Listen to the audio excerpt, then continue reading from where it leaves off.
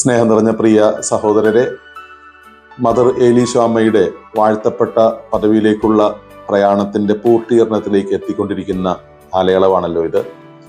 ഇനി വിശുദ്ധ പദവിയിലേക്കുള്ള യാത്രയാണ്.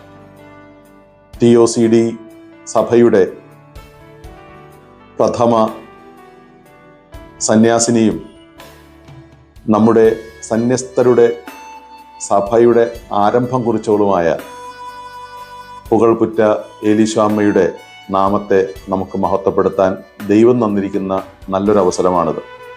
വിശുദ്ധ പദവിയിലേക്ക് എത്തി അങ്ങനെ നമുക്ക് വേണ്ടി സ്വർഗത്തിൽ നിത്യമായി ദൈവസന്നിധിയിൽ മാധ്യസ്ഥം വഹിക്കുന്നവളായി മദർ ഏലീശോയെ വണങ്ങാൻ വൈകാതെ നമുക്ക് ദൈവം ഇടവരുത്തട്ടെ. എല്ലാ സന്യാസിനികൾക്കും ഈ സമയം എല്ലാവിധ ഭാവങ്ങളും മംഗളങ്ങളും നേരുന്നു. നമ്മുടെ പ്രഥമ സന്യാസിനി തന്നെ സ്വർഗത്തിൻ്റെ ഉടമയായി മാറുന്നു എന്നുള്ളത് ഏവർക്കും അഭിമാനകരമായ കാര്യമാണ്.